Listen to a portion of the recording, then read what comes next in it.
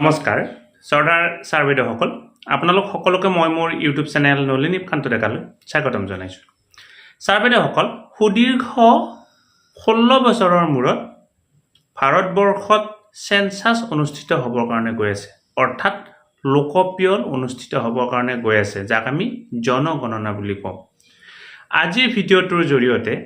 Census 2027 সম্পৰ্কীয় কিছু গুৰুত্বপূৰ্ণ কথা আলোচনা কৰিম। ইয়াত অংশগ্ৰহণ কৰিবলগীয়া ব্যক্তিসকলে সুপাৰভাইজাৰ আৰু ইনুমাৰেটৰ সকলৰ কাৰণে এই ভিডিঅ'টো যথেষ্ট জৰুৰী হ'ব। লগতে আমাৰ জনসাধাৰণৰ কাৰণেও এই ভিডিঅ'টো যথেষ্ট জৰুৰী হ'ব, কাৰণ এইবাৰ প্ৰথমবাৰৰ বাবে ডিজিটেল মোডত কি কৰা হ'ব, এই 2027 বৰ্ষৰ সেন্সাছৰ কাম সম্পন্ন কৰা হ'ব। আহকচোন গোটেইখিনি কথা ভালদৰে বুজিবৰ কাৰণে চেষ্টা কৰোঁ। ছাৰবাইদেউসকল, পোনপ্ৰথমতে আমি জানিব লাগিব লোকপিয়ল মানে কি। সাধাৰণ ভাষাত ক'বলৈ গ'লে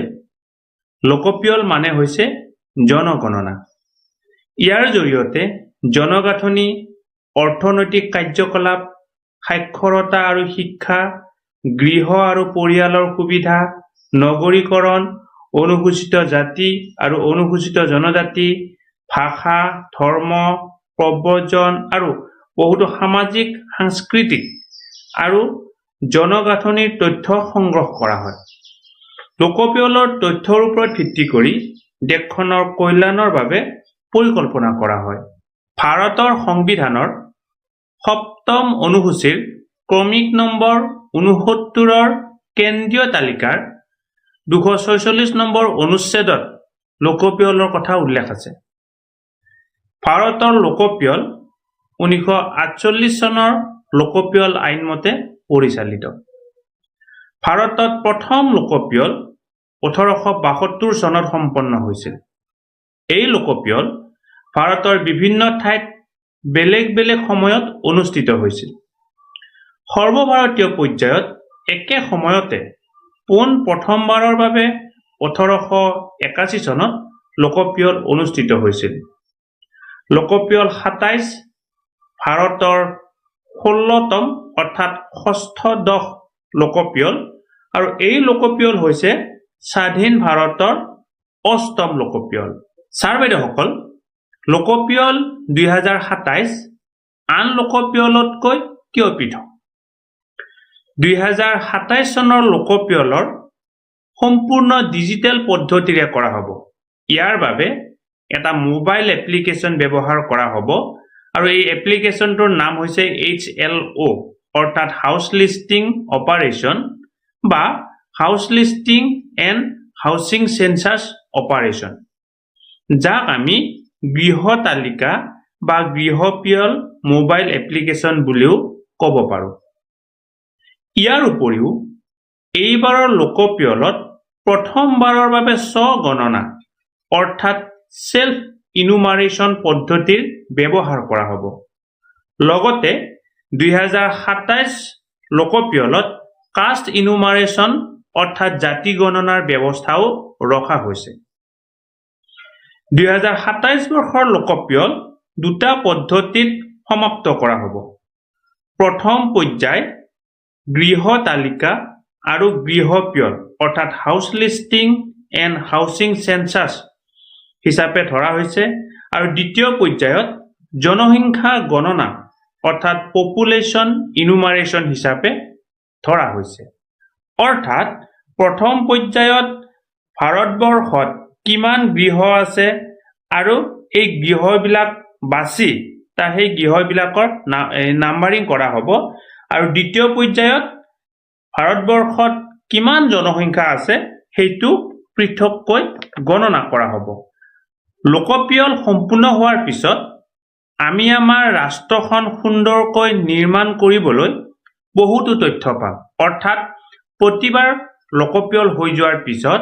দেশখনৰ উন্নতিৰ কাৰণে বিভিন্ন পৰিকল্পনা কৰা হয়, আৰু এই পৰিকল্পনাবিলাকৰ তথ্যসমূহ লোকপিয়লৰ পৰা লোৱা হয়। উদাহৰণস্বৰূপে জনসংখ্যাৰ গাঁথনি যেতিয়া পোৱা যাব, তাৰ ওপৰত ভিত্তি কৰি জনসাধাৰণৰ কল্যাণৰ বাবে বিভিন্ন আঁচনি কৰিব পৰা যাব। নগৰীকৰণৰ তথ্য এই লোকপিয়লৰ পৰা পোৱা যাব। জনসাধাৰণৰ অৰ্থনৈতিক কাৰ্যকলাপৰ কেনেকুৱা ধৰণৰ অৰ্থনৈতিক কাৰ্যকলাপৰ লগত জড়িত সেই কথা লোকপিয়লৰ পৰা গম পোৱা যাব জনসাধাৰণৰ সাক্ষৰতা আৰু শিক্ষাৰ কেনেকুৱা ধৰণৰ এই লোকপিয়লৰ ওপৰত গম পোৱা যাব জনসাধাৰণৰ জাতি জনজাতি তেওঁলোকৰ ভাষা আৰু ধৰ্ম এই লোকপিয়লৰ পৰা গম পোৱা যাব ইয়াৰ উপৰিও আমাৰ জনসাধাৰণৰ আৱাসগৃহ কিমান আছে কেনেকুৱা আছে আৰু এই আৱাসগৃহত কেনেকুৱা ধৰণৰ সুবিধা আছে এই সুবিধাও লোকপিয়ল 2027 ৰ পৰা গম পোৱা যাব আৰু এই সকলোবিলাক তথ্য পোৱাৰ পিছত নিৰ্দিষ্ট তথ্যৰ ওপৰত ভিত্তি কৰি বিভিন্ন ধৰণৰ উন্নয়নমূলক আঁচনিসমূহ বা পৰিকল্পনাসমূহ কৰিব পৰা যাব এতিয়া house listing and housing census HLO কেতিয়া আৰু কেনেকৈ সম্পন্ন কৰা হ'ব আমি ভালদৰে জানো আহক অৰ্থাৎ গৃহ তালিকা আৰু গৃহ পিয়ল কেতিয়া আৰু কেনেকুৱা ধৰণে কৰা হ'ব সেই বিষয়ে আমি জানো আহক গৃহ তালিকা আৰু গৃহ পিয়ল কৰিবৰ বাবে প্ৰথমতে প্ৰশিক্ষণ দিয়া হ'ব এই প্ৰশিক্ষণ ব্যৱস্থাটো L1 ৰ পৰা L5 লৈকে থাকিব অৰ্থাৎ L1 L2 L3 L4 আৰু L5 L1 ত থাকিব সাবজেক্ট মাষ্টাৰ এক্সপাৰ্ট সকল অৰ্থাৎ লোকপিয়লৰ বিষয়টোৰ ওপৰত অভিজ্ঞ ব্যক্তিসকল এই গ্ৰুপটোত থাকিব সেই গ্ৰুপটোই কি কৰিব নেশ্যনেল ট্ৰেইনাৰ্ছ অৰ্থাৎ ৰাষ্ট্ৰীয় পৰ্যায়ত কিছু ব্যক্তিক প্ৰশিক্ষণ দিব ৰাষ্ট্ৰীয় পৰ্যায়ত প্ৰশিক্ষণ লোৱা ব্যক্তিসকলে মাষ্টাৰ ট্ৰেইনাৰ সকলক প্ৰশিক্ষণ দিব মাষ্টাৰ ট্ৰেইনাৰ সকলে ফিল্ড ট্ৰেইনাৰ সকলক অৰ্থাৎ আৰপি সকলক প্ৰশিক্ষণ দিব আৰু আৰপি সকলে যিসকল ব্যক্তিয়ে হাউচ লিষ্টিং বা হাউচিং সেন্সাস বা এই পপুলেশন ইনুমাৰেশনত অংশগ্ৰহণ কৰিব সেই ব্যক্তিসকল অৰ্থাৎ যাক আমি ইনুমাৰেটৰ আৰু সুপাৰভাইজাৰ বুলি জানো তেওঁলোকক প্ৰশিক্ষণ দিব ইনুমাৰেটৰ সকলে প্ৰতিজন মানুহৰ ঘৰলৈ গৈ ঘৰৰ তথ্য সংগ্ৰহ কৰিব আৰু ঘৰৰ নম্বৰ দিব তেওঁলোকে এই কামখিনি 17/8/2026 ৰ পৰা 15/9/2026 ৰ ভিতৰত সম্পূৰ্ণ কৰিব আমি পৰৱৰ্তী ভিডিঅ'ত কেনেকুৱা ধৰণে তেওঁলোকে এই কামখিনি সমাপন কৰিব তাক লৈ পৃথক ভিডিঅ' প্ৰস্তুত কৰিবৰ কাৰণে চেষ্টা কৰিম এইবাৰ লোকপিয়লত স্বগণনা বা সেলফ ইনুমাৰেশনৰ ব্যৱস্থা গ্ৰহণ কৰা হৈছে এতিয়া স্বগণনা বা সেলফ ইনুমাৰেশন কি হয় এইবাৰ যেহেতু ব্যৱস্থাটো ডিজিটেল মাধ্যমত হ'ব হেহে জনসাধাৰণে নিজৰ ঘৰৰ তথ্য নিজৰ জনসংখ্যাৰ তথ্য পোনপটীয়াকৈ নিজাববীয়াকৈ নিৰ্দিষ্ট পৰ্টেলত দিব পাৰিব আমি পৰ্টেলটোৰ লিংক ভিডিঅ' ডেসক্ৰিপচনত দি থৈ দিছো আৰু পৰৱৰ্তী সময়ত কেনেকুৱা ধৰণে সেলফ ইনুমাৰেশনৰ জৰিয়তে অৰ্থাৎ স্বগণনাৰ জৰিয়তে আমি তথ্যসমূহ উপলব্ধ কৰাব পাৰিম তাৰ বিষয়ে ভিডিঅ' প্ৰস্তুত কৰিবৰ কাৰণে চেষ্টা কৰিম জনসাধাৰণে 2/8/2026 তাৰিখৰ পৰা 16/8/2026 তাৰিখৰ ভিতৰত সেলফ ইনুমাৰেশন পদ্ধতিৰ জৰিয়তে নিজৰ ঘৰৰ তথ্য ভৰাব পাৰিব এতিয়া আমি আলোচনা কৰিম পপুলেশন ইনুমাৰেশন অৰ্থাৎ জনসংখ্যাৰ গণনাৰ ওপৰত এই পপুলেশন ইনুমাৰেশন অৰ্থাৎ জনসংখ্যাৰ গণনা 2026 বৰ্ষত নহয় তাৰ পৰিৱৰ্তে 2027 বৰ্ষৰ ফেব্ৰুৱাৰী মাহত এই পপুলেশন ইনুমাৰেশন সম্পূৰ্ণ হ'ব অৰ্থাৎ লোকপিয়লৰ যিটো ব্যৱস্থা এই ব্যৱস্থাটোৰ তথ্য সংগ্ৰহৰ কাম 2027 চনৰ ফেব্ৰুৱাৰী মাহলৈকে চলিব সাৰ্ভেয়ৰসকল 2027 বৰ্ষৰ লোকপিয়লত অংশগ্ৰহণ কৰিবলৈ আপোনালোকে কি কৰিব লাগিব সেই কথাখিনি আমি জনাটো অতিকে দৰকাৰ এইবাৰ লোকপিয়ল যেহেতু ডিজিটেল মাধ্যমৰে হ'ব গতিকে ইনুমাৰেটৰ আৰু সুপাৰভাইজাৰ সকলক একোটিকৈ স্মাৰ্টফোন লাগিব এই স্মাৰ্টফোন যদি আপোনাৰ এন্ড্ৰইড হয় তেতিয়াহ'লে 11.0 বা তাৰ ওপৰৰ ভাৰ্সন হ'ব লাগিব আৰু যদি iOS হয় তেতিয়াহ'লে 15.0 বা তাৰ ওপৰৰ ভাৰ্সন হ'ব লাগিব লগতে আপোনাৰ স্মাৰ্টফোনত মিনিমাম 4GB RAM থাকিব লাগিব যেহেতু এইটো কেন্দ্ৰীয় চৰকাৰৰ এটা বিশেষ পদক্ষেপ আৰু এই ব্যৱস্থাৰ জৰিয়তে যিসকল ব্যক্তি নিয়োজিত হ'ব উদাহৰণস্বৰূপে সুপাৰভাইজাৰ আৰু ইনুমাৰেটৰ সকল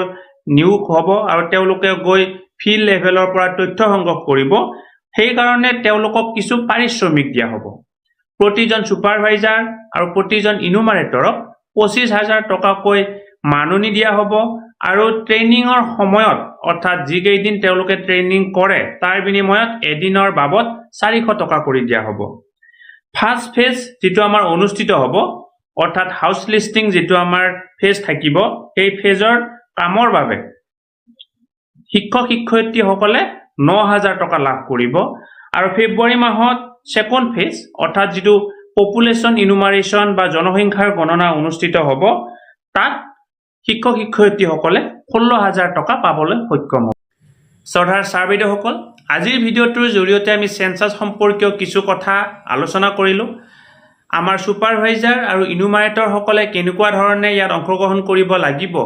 আৰু তাৰ কাৰণে জৰুৰী কিছু কথা বা লোকপিয়লৰ লগত জৰুৰী কিছু কথা আমি আলোচনা কৰিলো নিশ্চয় ভিডিঅ'টোৰ জৰিয়তে আপোনালোক উপকৃত হৈছে আশা কৰো ভিডিঅ'টো আপোনালোকে আগলৈকে ফৰৱাৰ্ড কৰিব আপোনাৰ দৰে আন এজন শিক্ষাগুৰুক এই ভিডিঅ'টোৰ জৰিয়তে চাই কথাখিনি বুজাৰ ক্ষেত্ৰত আপোনালোকে নিশ্চয় সহায় কৰিব ধন্যবাদ সৰ্দাৰ ছাৰবেদসকল নলিনী কান্ত ডেকা নামৰ ইউটিউব চেনেলটো হৈছে এটি শিক্ষামূলক ইউটিউব চেনেল এই চেনেলটোৰ জৰিয়তে আমি শিক্ষক ছাত্ৰ ছাত্ৰী অভিভাৱক আৰু বিদ্যালয়ৰ কাৰণে উপযোগী কিছু ভিডিঅ' প্ৰস্তুত কৰিবৰ কাৰণে চেষ্টা কৰোঁ আপুনি যদি আজি প্ৰথমবাৰৰ কাৰণে এই চেনেলটো চাইছে অনুগ্ৰহ কৰি চেনেলটো সাবস্ক্ৰাইব কৰিব আৰু অল নটিফিকেশন প্ৰেছ কৰি থব